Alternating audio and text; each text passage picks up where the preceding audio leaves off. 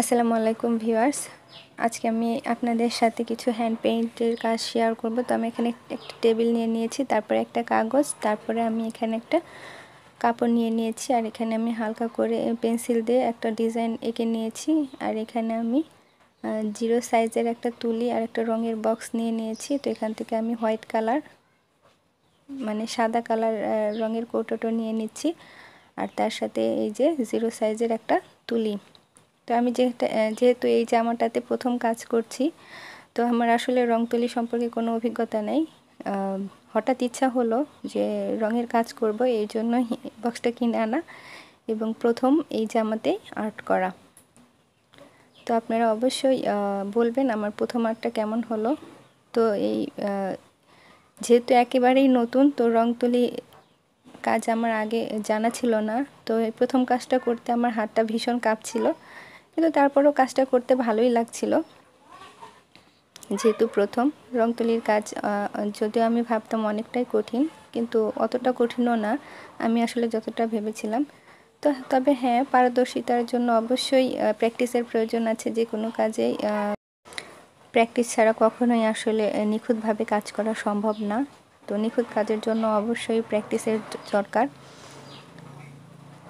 তো আপনারা চাইলেও এইভাবে ঘরে এই রঙগুলো আসলে রেডি করা থাকে।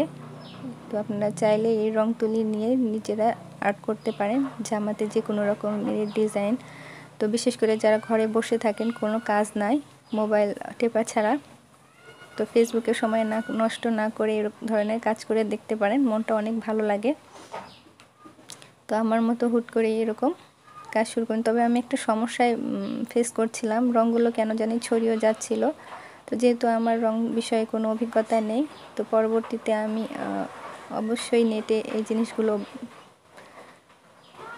সমাধান খোঁজার চেষ্টা করব এবং এই সমাধান নিয়ে আপনাদের সাথে শেয়ারও করব। তো যেহেতু প্রথম, ভালো হোক আর মন্দ হোক, আপনাদের সাথে শেয়ার করলাম। যেমনই হোক না কেন, প্রথম কাজ, তো প্র্যাকটিস করতে করতে পরবর্তীতে অবশ্যই ভালো করব।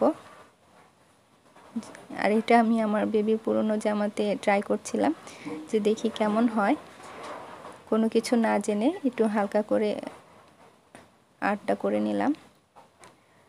তো কেমন হয়েছে বন্ধুরা জানাবে। যদি ভিডিওটি ভালো লাগে অবশ্যই লাইক কমেন্ট করবে। আর রঙগুলো কেন ছড়াচ্ছে যদি কেউ জেনে থাকো, তো অবশ্যই আমাকে শেয়ার করবে, যেহেতু আমি এই সম্বন্ধে কিছুই জানি না।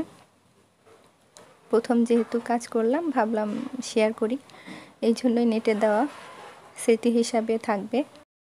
হয়তো অনেক ভুল ত্রুটি থাকলো, পরবর্তীতে সেগুলো ঠিক হবে, কিন্তু এইটা স্মৃতি হিসাবে তো থাকবেই। তো আজকের মতো এখানেই শেষ করছি, দেখা হবে পরের কোনো ভিডিওতে। আল্লাহ হাফেজ।